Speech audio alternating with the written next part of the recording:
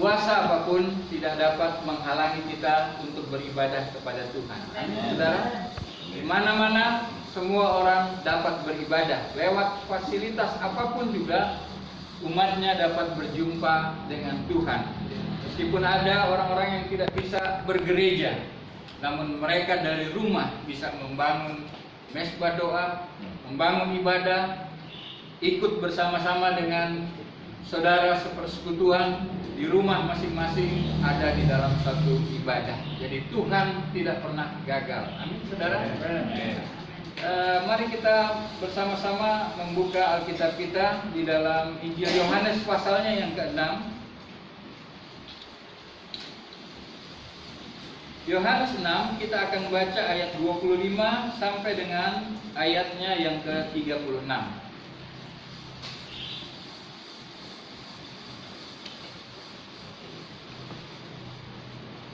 Kita akan baca dengan berbalasan. Saya akan baca 25, kemudian Bapak Ibu Saudara ayat 26. Kita berganti-gantian sampai dengan ayatnya yang ke-36.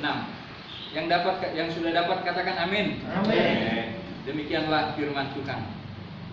Ketika orang banyak menemukan Yesus di seberang laut itu, mereka berkata kepadanya, "Rabi, bila manakah engkau tiba di sini?" Yesus menjawab mereka, "Aku berkata kepadamu, sesungguhnya kamu melihatnya, bukan karena kamu melihat tanda-tanda, melainkan karena kamu telah makan roti itu dan kamu kenyang. Bekerjalah bukan untuk makanan yang akan dapat binasa, melainkan untuk makanan yang bertahan sampai kepada hidup yang kekal, yang akan diberikan Anak Manusia kepadamu. Sebab dialah yang disahkan oleh Bapa Allah dengan materainya." Lalu mereka bertanya, "Apa yang harus kami perbuat supaya kami mengerjakan pekerjaan yang dikehendaki Allah?" Jawab Yesus kepada mereka, "Inilah pekerjaan yang dikehendaki Allah, yaitu hendaklah kamu percaya kepada Dia yang telah diutus Allah." Maka mereka bertanya, "Apa yang kau perbuat supaya kami melihatnya dan percaya kepadamu? Pekerjaan apa yang kau lakukan?" Nenek moyang kami telah makan mana di padang gurun, seperti ada tertulis, mereka diberinya makan roti dari sorga. Maka Yesus kepada mereka, "Aku berkata kepadamu, sesungguhnya bukan Musa yang memberikan kamu roti dari surga, melainkan Bapa-Ku yang memberikan kamu roti yang berasal dari surga.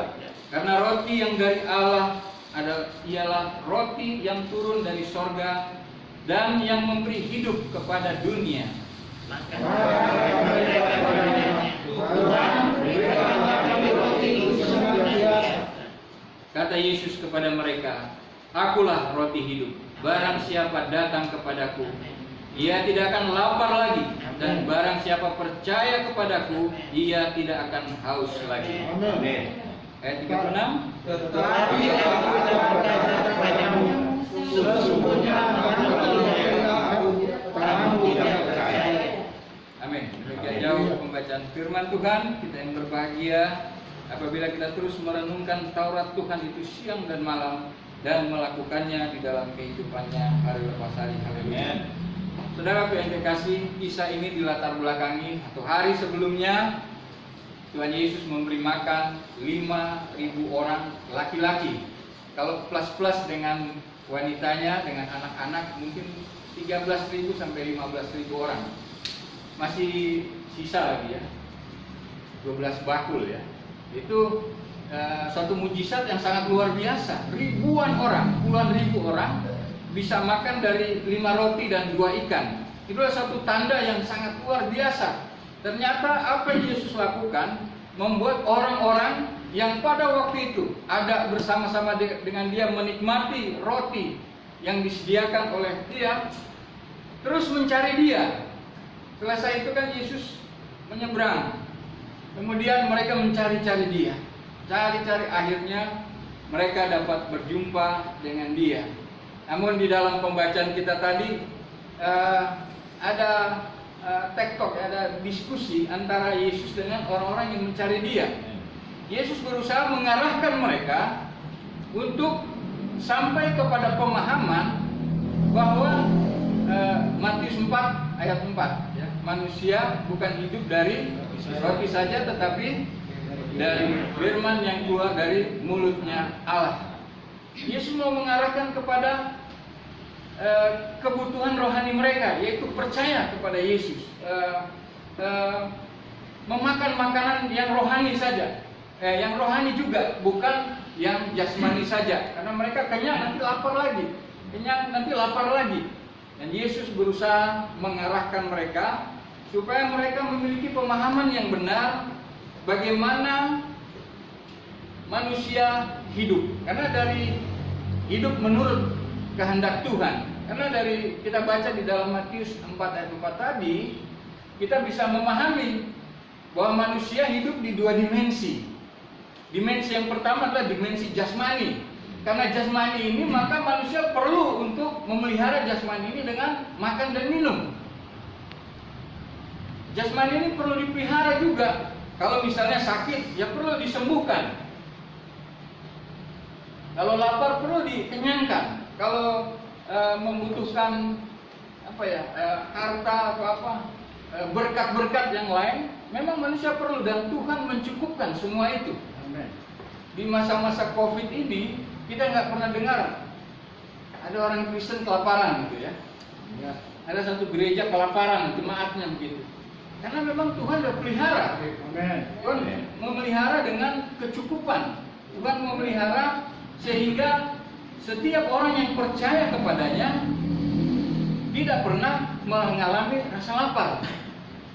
Dimensi yang kedua adalah manusia ini adalah makhluk roh juga, makhluk jiwani, di mana manusia rohani ini perlu juga makan. Amin, saudara.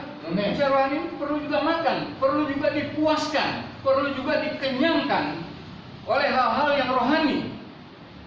Karena memang begitulah keadaan manusia. Manusia tidak hidup dengan tubuh saja, atau manusia tidak hidup dengan jiwa saja. Dua-duanya ada, dua-duanya diperlukan. Hanya masalahnya begini, saudara yang kekasih. Pada waktu manusia mengalami rasa kenyang secara jasmani, nah ini dia. Kadang-kadang mereka sudah kehilangan appetite atau keinginan untuk memuaskan rohaninya. Ini masalah, saudara yang kekasih. Ini masalah yang terjadi terus-menerus di tengah-tengah umat Tuhan.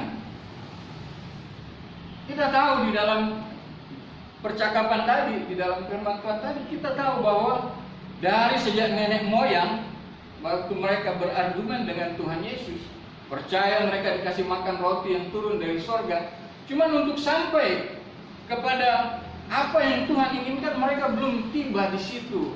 Itu sebabnya di ayat 36 tadi dikunci, ternyata kalian bukan orang percaya kalau hanya makan secara jasmani saja. Itu dia.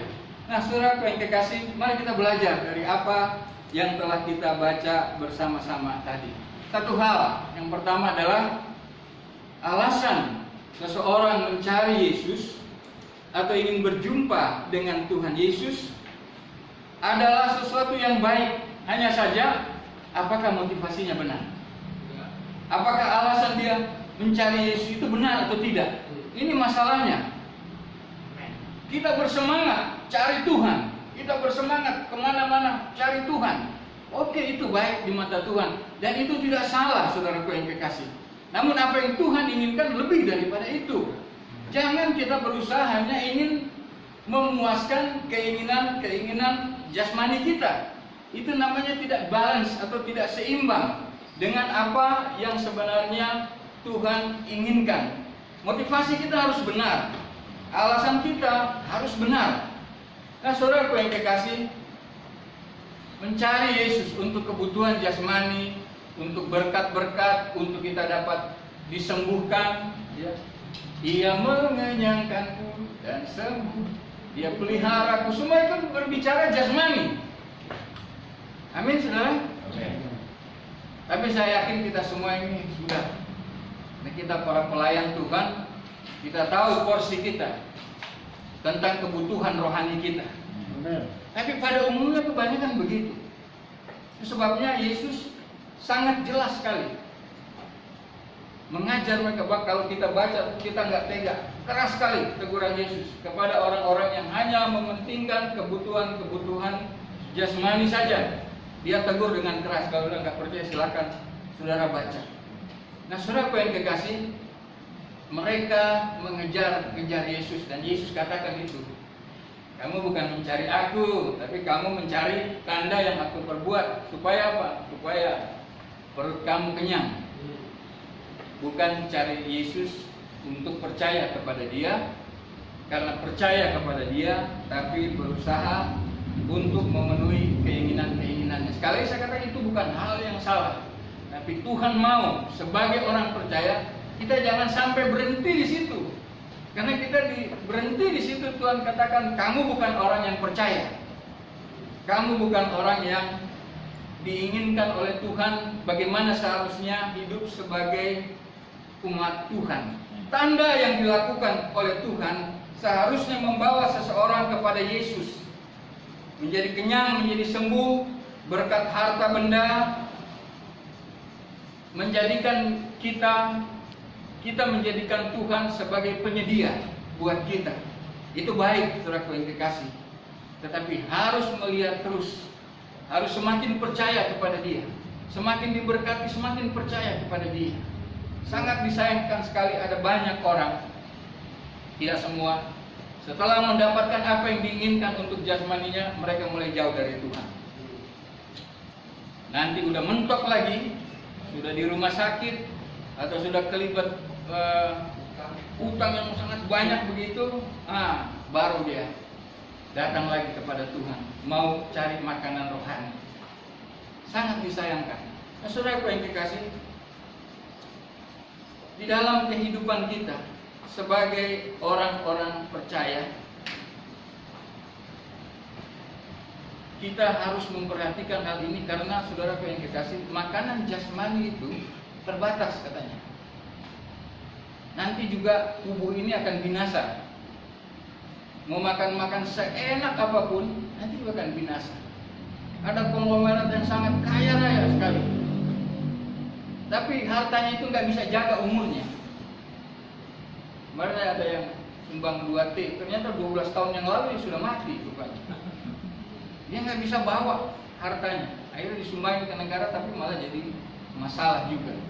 Nah, saudara, saya ingin mengambil ilustrasi dari kisah yang ada di dalam Alkitab. Ya. Ada seorang anak muda yang kaya raya. Secara hukum Taurat, dia telah melakukannya katanya dari sejak kecil. Dia datang kepada Tuhan Yesus dan dia bertanya kepada Tuhan Yesus, ya, apakah yang perbuatan baik seperti apakah yang harus dia lakukan supaya dia memperoleh kehidupan yang kekal, supaya dia selamatlah, supaya dia masuk surga. Perbuatan baik seperti apa? Dia tanya kepada Tuhan Yesus. Tidak ada sesuatu yang baik. Lakukan hukum Taurat, saya sudah lakukan itu. Artinya dia sudah rajin masuk gereja, rajin kebaktian, mungkin bahasa roh juga, mungkin ada di dalam persekutuan-persekutuan dia hadir, karena secara rohani dia kelihatan dia seorang yang baik. Cuman waktu dites oleh Tuhan Yesus, nah Tuhan Yesus penuh dengan hikmat. Amin, saudara. Dan satu perkataannya bisa menelanjangi orang itu. Langsung dia katakan, kalau demikian, jualah semua hartamu dan ikutlah aku. Waduh, berat buat dia.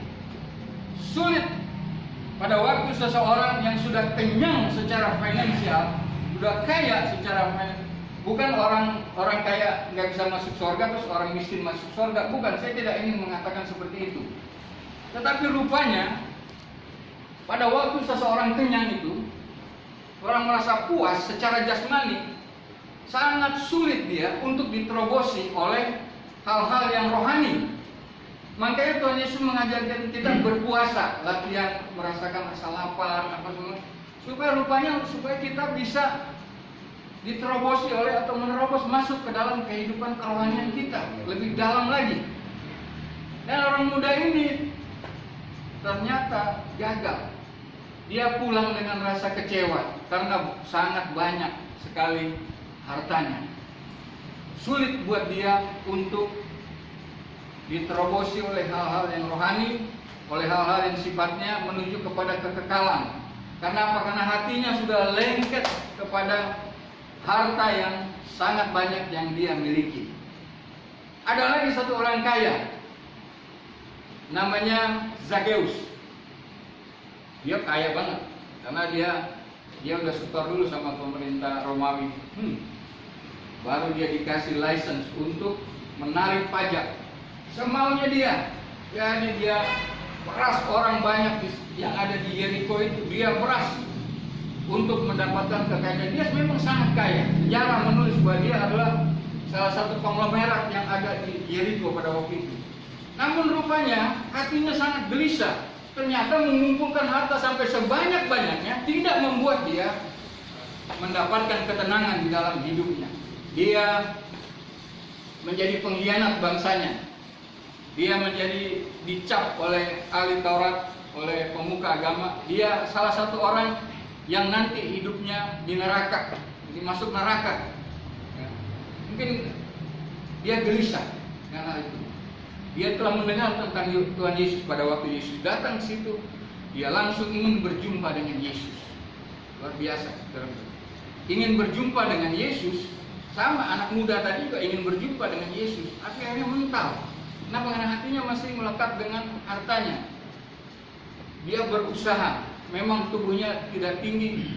Orang-orang tinggi. Jadi dia susah melihat Yesus. Yesus itu satu kali jalan menurut catatan sejarah yang berbondong-bondong mengikuti dia itu sekitar 3.000 orang. Jadi banyak sekali.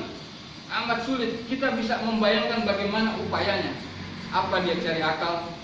Dia berlari sprint untuk melewati rombongan itu. Lari sekencang-kencangnya.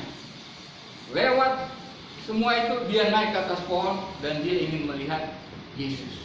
Ternyata usahanya telah diketahui oleh Yesus. Ya, dia Tuhan, ya. Dia langsung berkata kepada Zakheus, turunlah, aku akan menumpang di rumahmu. Wah, betapa sukacitanya orang ini. Ya, begitu Yesus makan minum bersama-sama dengan dia dan keluarganya, orang seisi rumahnya, orang-orang di luar bersungut-sungut. Yesus menumpang di rumah orang yang berdosa katanya, orang yang penghuni neraka. Tapi apa yang terjadi?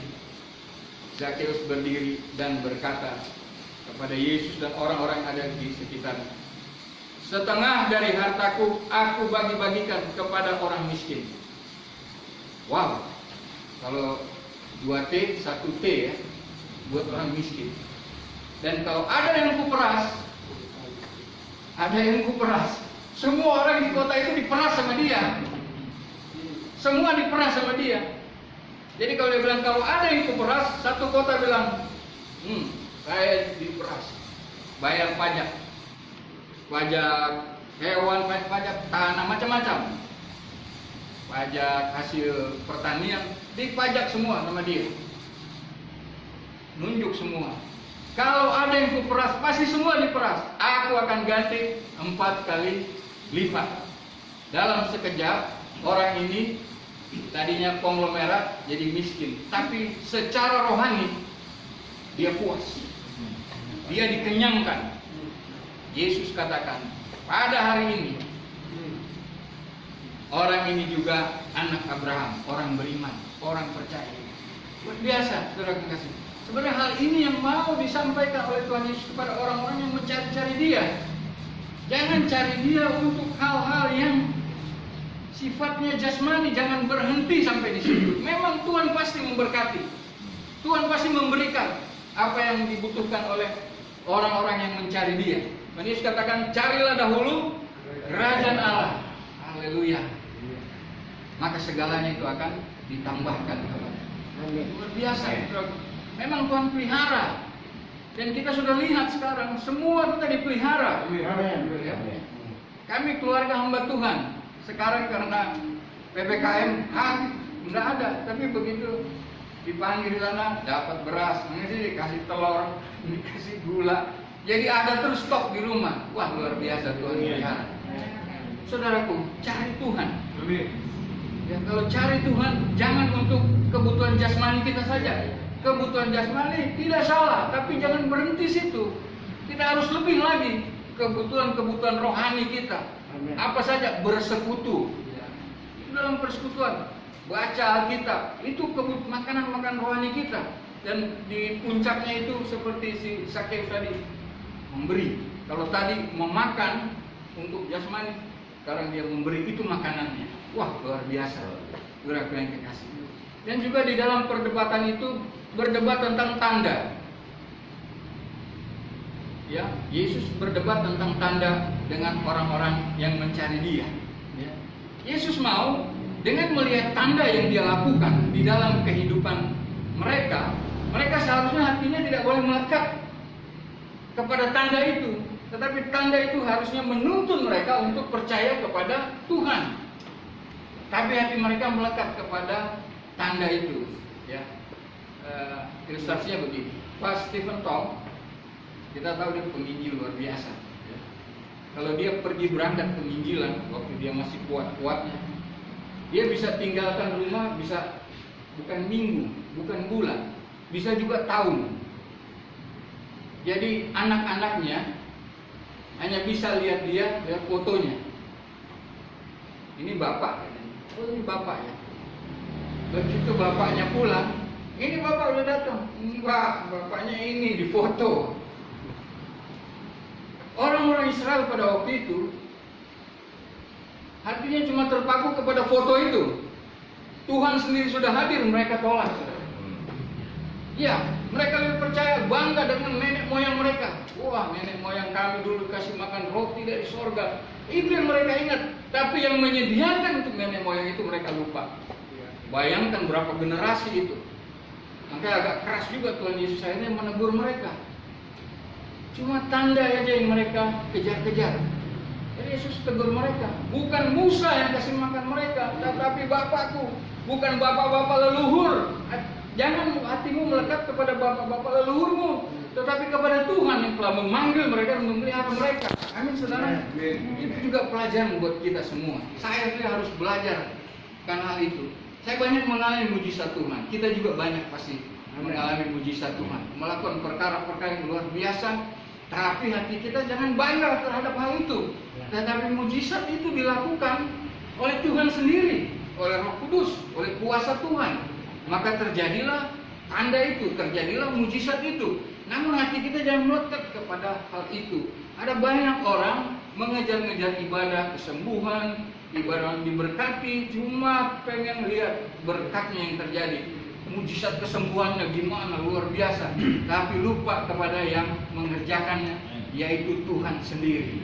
Jadi kita sebagai orang percaya, ada banyak tanda yang Tuhan lakukan di dalam kehidupan kita. Itu seharusnya membawa kita untuk semakin percaya kepada Dia, untuk semakin bergantung sepenuhnya kepada Dia, untuk jadikan Dia sebagai Tuhan dan Juru Selamat di dalam kehidupan kita. Amin, saudara. Amin. Harusnya demikian, karena itu yang diinginkan oleh Tuhan. Tradisi mana surgawi itu adalah sebenarnya umat belajar bahwa mereka harus hidup dengan kecukupan yang Tuhan berikan. Jadi berkat-berkat itu, jasmani itu, apa saja berkat itu mereka belajar hidup cukup di hadapan Tuhan. Kedua, mereka juga harus belajar bahwa pada waktu mereka dipelihara oleh Tuhan, hati mereka nggak boleh melekat kepada berkat itu, tetapi kepada Tuhan. Pada waktu mereka mengumpulkan, ada yang mengumpulkan hanya semangkuk, ya, ada yang mengumpulkan sebakul, tapi cuma untuk bisa makan satu hari itu aja. Selebihnya besok jadi busuk, ambil lagi yang baru. Jadi belajar di dalam kecukupan. Tanda itu kita harus belajar bahwa ada kuasa, ada Tuhan di balik daripada itu semua, dan membawa kita untuk semakin percaya kepada Tuhan. Amin. Waktu Yesus berkata bahwa roti yang turun dari sorga, yang sudah ada di tengah-tengahmu itu adalah roti yang kalau dimakan kamu tidak akan lapar lagi, kamu akan hidup selama-lamanya. Hanya dasar cara berpikir mereka yang sifatnya jasmani membuat mereka gagal memahami apa yang Yesus katakan. Berikanlah roti itu kepada kami supaya kami tidak lapar. Mereka pikir kayak di mana itu dapat terus, kenyang terus, kenyang terus. Tapi Tuhan langsung mengatakan, akulah roti hidup itu. Wow, itu luar biasa katakan. Saya bacakan. Kata Yesus kepada mereka, akulah roti hidup. Barang siapa datang kepadaku, ia tidak akan lapar lagi. Dan barang siapa percaya kepadaku, ia tidak akan haus lagi. Haleluya. Sampai kepada kekekalan. Jadi kita mesti belajar bahwa makan secara rohani itu, kalau kita makan jasmani kita diberkati dengan luar biasa, kita akan mendapatkan yang namanya kebahagiaan. Secara jasmani, sukacita, ya, pesta. Tetapi pada waktu kita juga memakan makanan rohani kita dan kita dipuaskan, kita juga akan merasakan yang namanya bahagia secara rohani. Amin, saudara.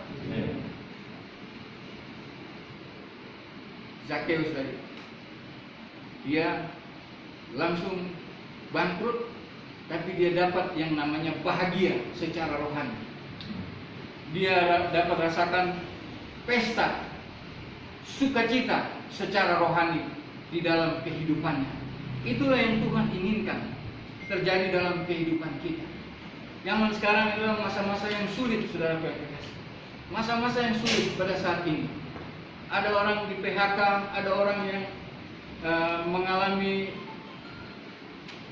bangkrut dan lain sebagainya, mengalami kesulitan-kesulitan hidup pada zaman ini.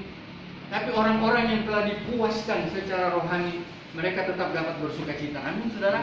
Mereka tetap dapat melihat karya Tuhan yang luar biasa di dalam kehidupan mereka. Ini zaman COVID. Sekarang penglihatan dan berita-berita firman Tuhan tetap diberitakan bahwa kalau kita orang percaya dipanggil oleh Tuhan, itu bukan karena COVID, tapi memang sudah waktunya kita datang kepada Tuhan. Jadi kita jangan takut lagi. Kita terus, jangan kecewa, jangan undur dari Tuhan. Tetap kita nikmati makanan-makanan rohani yang Tuhan telah sediakan. Kesulitan juga adalah bagian daripada makanan rohani kita untuk memproses kita, untuk menjadikan kita sebagai orang-orang percaya yang kudus, yang berkenan di hadapannya Tuhan. Mari kita sebagai orang percaya, ya, nah, dengan keterbatasan pada saat ini, ada banyak orang yang akhirnya mengundurkan diri dari pelayanan. Aduh, kasihan sekali. Ada banyak orang lagi yang sudah mulai kendor, ya, banyak yang kecewa. Ini yang gelombang kedua di sini. Saya juga termasuk orang yang was-was, saudara. Nah, kalau dulu dengar orang yang meninggal, kita nggak kenal. Tapi sekarang sepupu sendiri udah mulai kenal. Waduh, kapan nih? Akhirnya kan kita berpikir, udah semakin dekat ini. Sepupu sekali berangkat 2.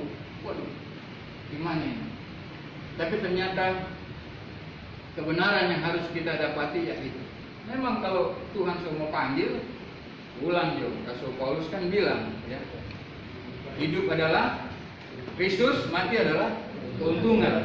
Yang mana aku pilih aku nggak tahu, dua-duanya bagus buat dia.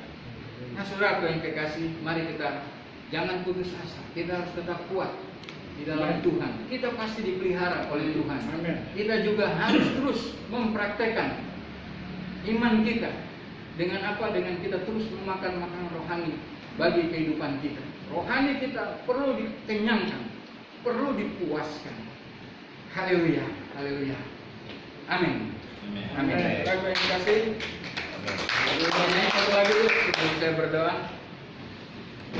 Roh Kudus kau hadir di sini. Mari kita menyembah Tuhan.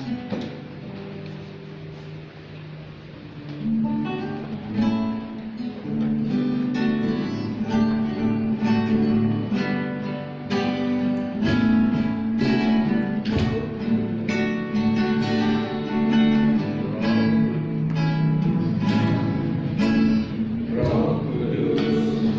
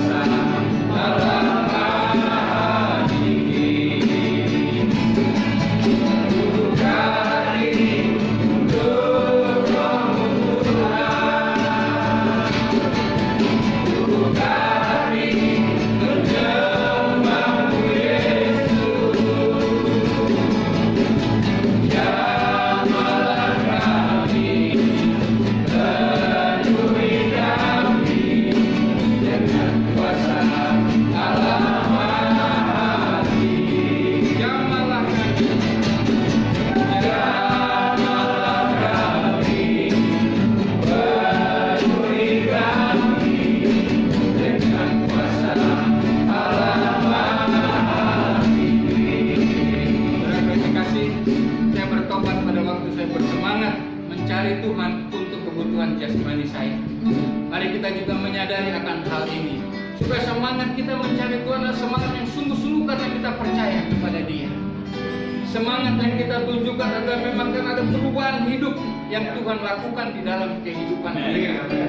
Haleluya, haleluya. Mari saudaraku yang kekasih, kalau Tuhan kasih mujizat, kalau Tuhan kasih tanda di dalam kehidupan kita, kalau tiba-tiba kita diberkati oleh Tuhan, kalau pada waktu kita disembuhkan oleh Tuhan, sadarlah buat kita. Saya juga menyadari hal itu. Itu karena kasih dan kemurahan Tuhan. Janganlah kita melekat kepada tanda-tanda, tapi hati kita semakin melekat kepada Tuhan. Yesus adalah roti kehidupan bagi kita. Dengan kita terus memakan makanan rohani, memuaskan rohani kita, itulah yang akan membawa kita ke dalam kehidupan yang kekal. Nah, pada waktu kita ada di dalam dunia, pengejaran-pengejaran kita haruslah kita pastikan bahwa kita akan semakin dekat dengan Tuhan, semakin sungguh-sungguh kepada Tuhan. Bila itu juga yang menjadi doa kita, kita taruh tangan kanan kita di dada. Saya mau berdoa. Bapa di surga, di dalam nama Tuhan Yesus,